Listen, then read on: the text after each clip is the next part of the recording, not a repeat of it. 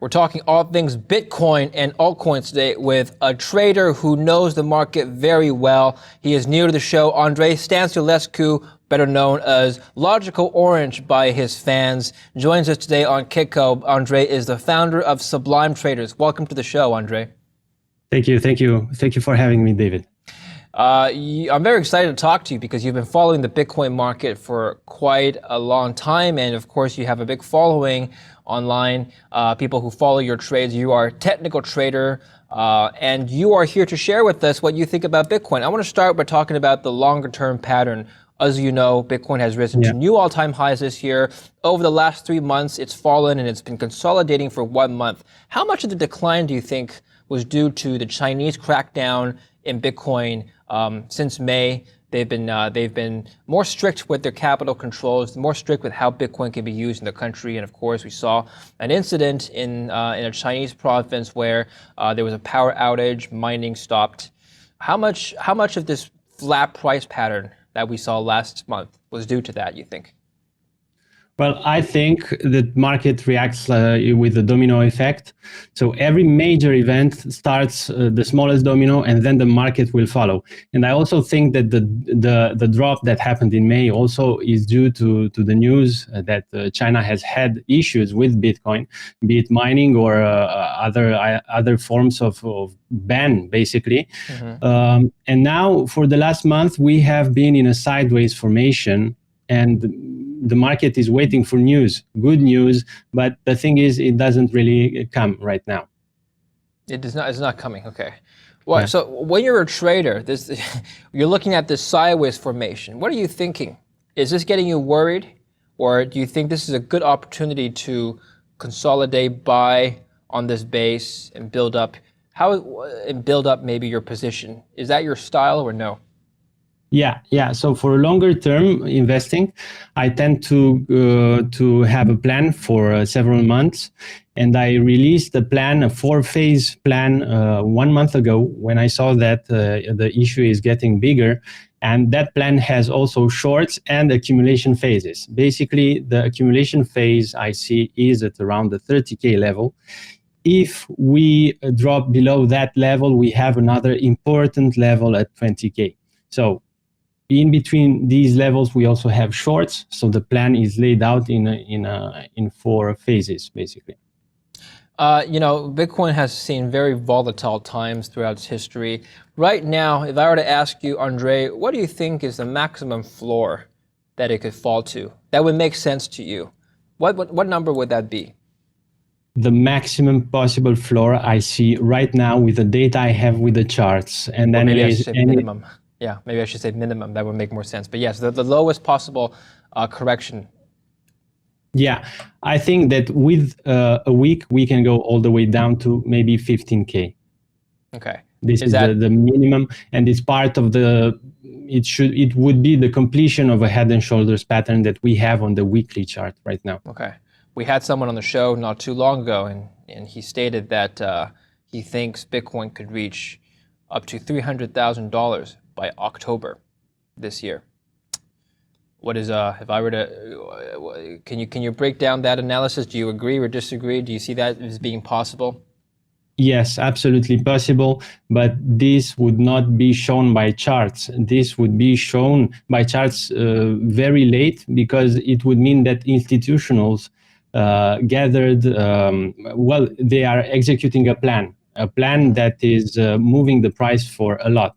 So this would mean a lot of institutionals would be coming in the market, moving the price this much. Of course, the retails don't have the power to move the price this much.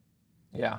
Okay. Well, let's take a look at your charts here right now, and walk through your analysis for us. Maybe give us your price projections for the end of the year. So right now I am on the weekly chart. And what makes me feel bearish right now is this pattern right here. Even if it's not a head and shoulders, it's a very rough head and shoulders, if you want. Even if it's not a head and shoulders, the continuation for this pattern would be on the lower side.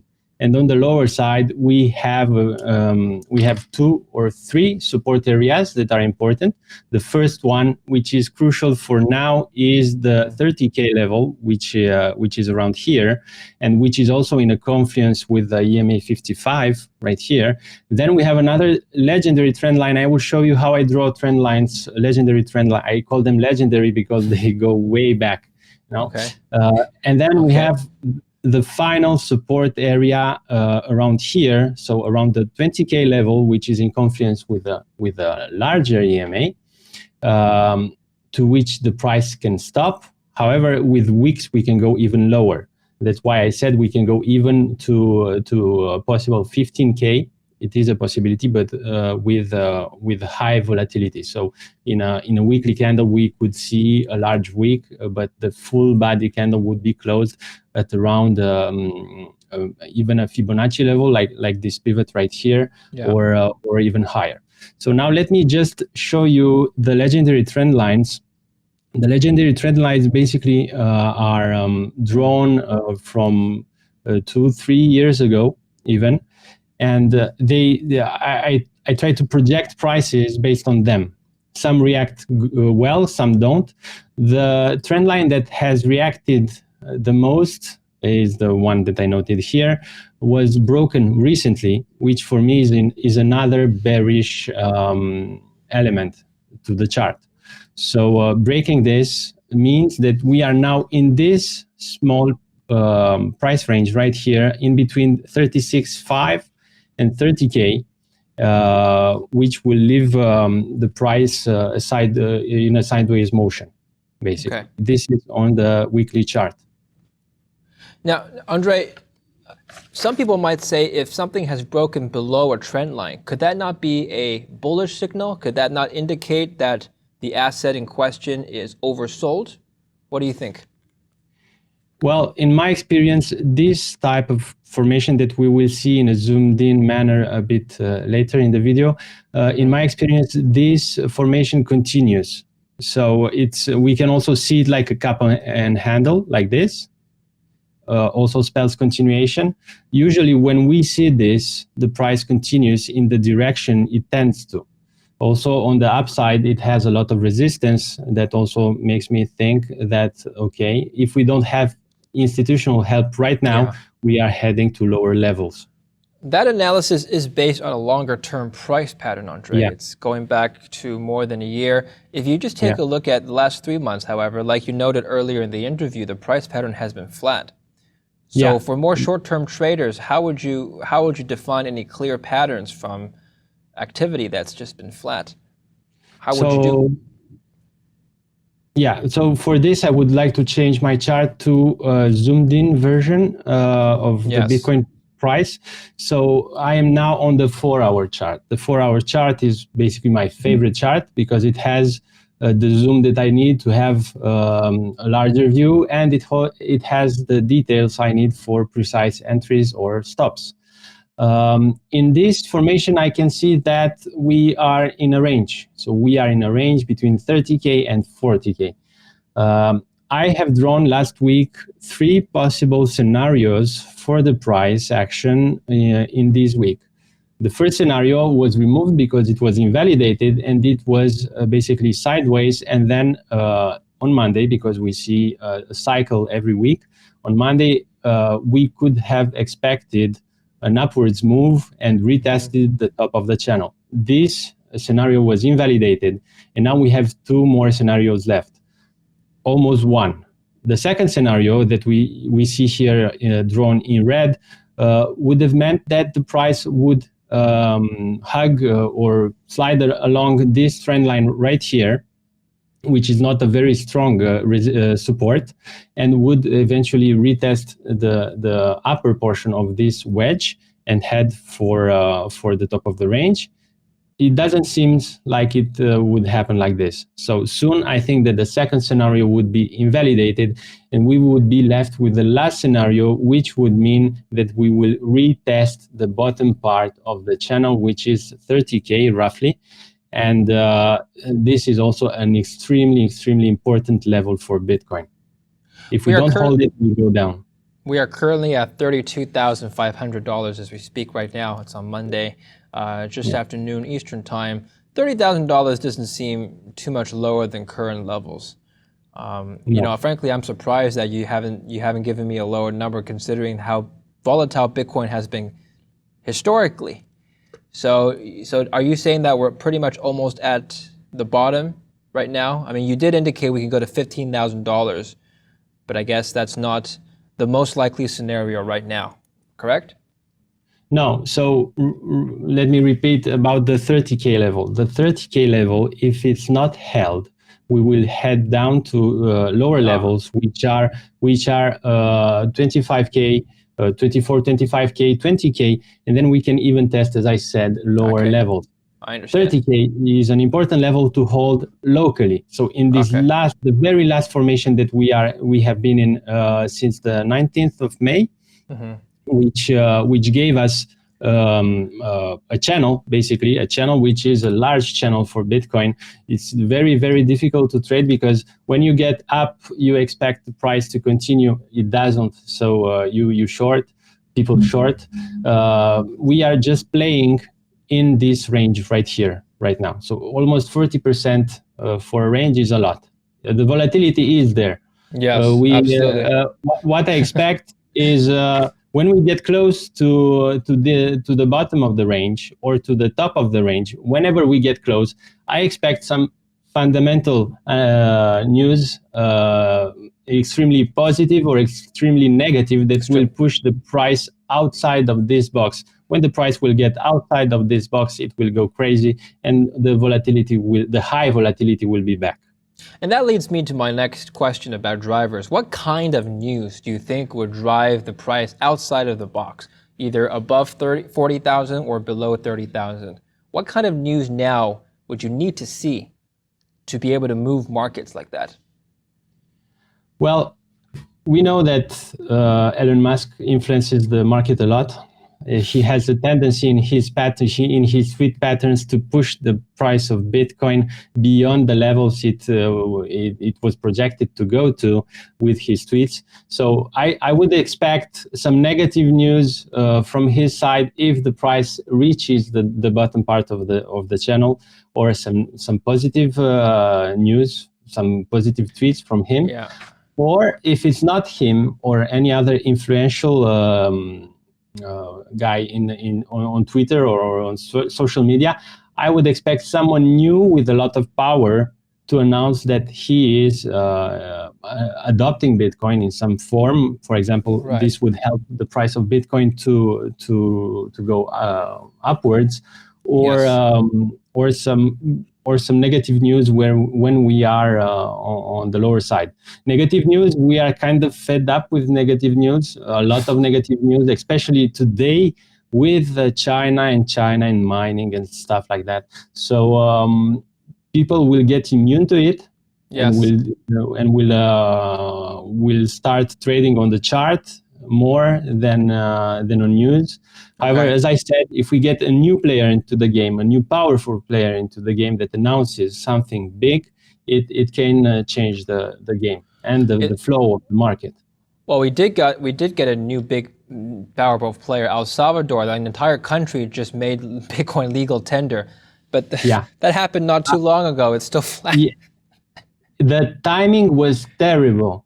They chose the timing in a very bad way. I think they had a very nice vision, and I fully support their decision. However, as we have historically seen, countries that openly adopt Bitcoin face strong headwind, and they do.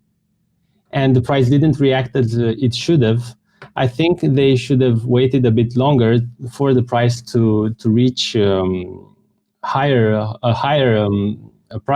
price range, or even to be outside of this channel in order to announce this. For now, it was the news was really passed by, didn't really count. That is a good observation, Andrei. And you said that maybe markets should have moved, the prices should have moved a little more. I wonder if that's the market's way of telling investors that the market participants don't actually believe that Bitcoin will be implemented in full scale in El Salvador. What do you think? Even if it does, El Salvador is El Salvador, and we have the bad news from China, which is China, which even geographically or it doesn't matter, the scale is different. Yes. So the amount of bad news we get from China can overrun a lot of good news we get right now. Okay. Even though the news that come from China are not really bad news. I don't really understand why the market reacts like this, because losing miners isn't a bad thing. We gain in scarcity. We produce less, the offer gets lower, and the demand would stay a bit at the same place. So in my opinion, it shouldn't have reacted as it did. This shows that there are a lot of new investors still coming into the market. Maybe the Chinese government wants to put more controls on Bitcoin, as they indicated, and that maybe that would spook some Bitcoin holders, and maybe that would prompt them to sell off the holdings. I don't know. I'm speculating here. Absolutely. China wants to control. China wants to control. There's no question about it. However, I repeat, the value is there.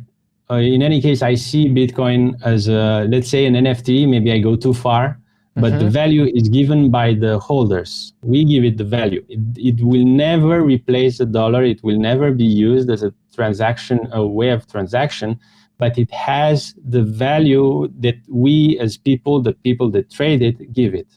Why don't you think it will be used as a way of transaction? Because it is very technically limited. So we all know that the transactions per second are limited. There are issues with scalability. There will be a lot of other projects that will do this better than Bitcoin. However, Bitcoin is the first.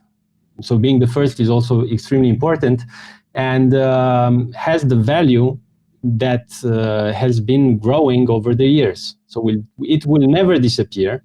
Yes. But I don't think it will be ever used as a means of transaction on high scale like Visa or MasterCard anytime soon. You know, I was reading research and data suggested that the transaction fee, the average transaction fee for Bitcoin has skyrocketed since the price took off. Is that something that concerns you?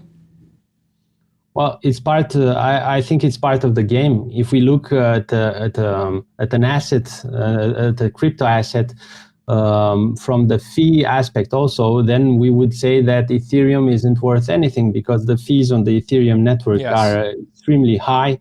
Yes. However, I am a big fan of Ethereum, and I think that with changes, this is a coin that will change over time, and it's run by a very good team. With changes, it will become a very, very big coin. Okay, and finally, can we go back to the chart that you have, the longer-term chart? Yeah. Now, we did see a huge run up to $60,000 earlier this year. Let's assume that this is a head and shoulders pattern. What typically happens after a head and shoulders pattern? Well, in order to consume this pattern, we would need to go back to at least this area. And this area is also confirmed by, if I go to the CME futures, I can also see that there is a gap that we haven't filled yet. And usually the gaps get filled sooner rather than later. In this case, it is a bit later. So I also assume that this gap will get filled. And going back to this chart, after we see a completion of the pattern, we will start building long position, longer and longer position. The market will turn slowly bullish, and we will need to face the headwind that we have with all the resistances that we have built on the way down. So when we first broke out of this formation right here, we didn't really have a lot of resistances. We were into some kind of unknown, and people were bullish by default. So we continued until the market stagnated. The institutional stopped investing, and they started taking some profit. And then on the way down, we create a lot of resistances. that we will need to face later. So for now, I expect the completion of the pattern and then slowly rebuild of the bullish momentum. And the bullish momentum, let's talk about that. Let's end on some bullish news here. Yeah. What kind of upside are we talking about longer term?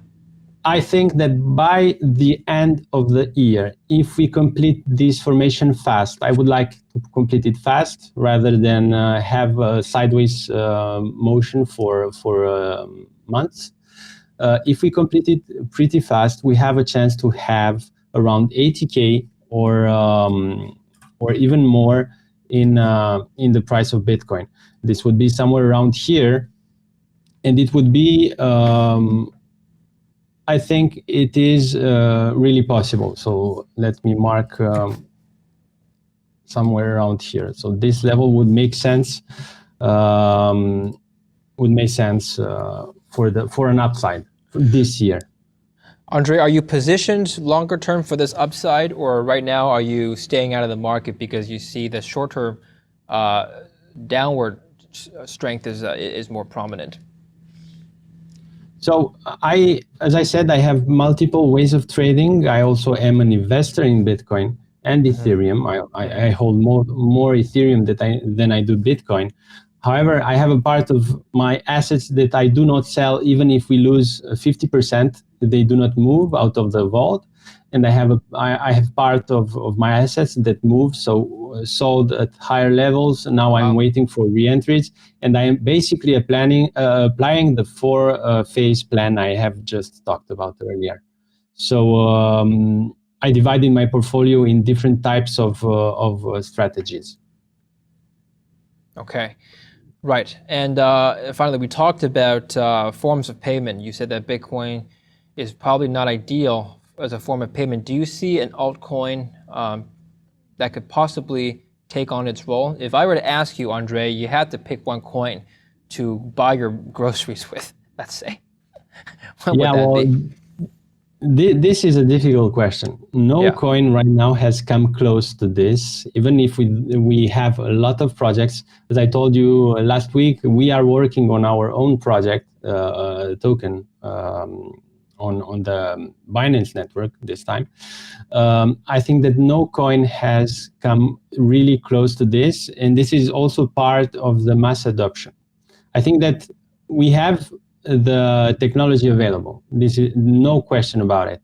Right now, we need mass adoption, and in order to have mass adoption, we need to have some stability for Bitcoin, because want it or not, it dictates where the altcoins go.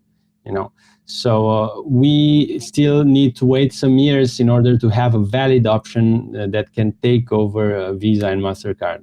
It will come, but I think we need some time for this. And before we go, Andrei, tell us about the Sublime token. You have a coin that's coming out. Tell us about that. Yeah, so Sublime token is a dream I had like several years ago, but I didn't want to go alone in this dream, So one night I got my community on a stream, and I told them, guys, look at all the coins, the tokens that are appearing everywhere. They don't really have anything behind it. Why don't we try to leave our mark in this market? Why don't we try to create something that people will actually use?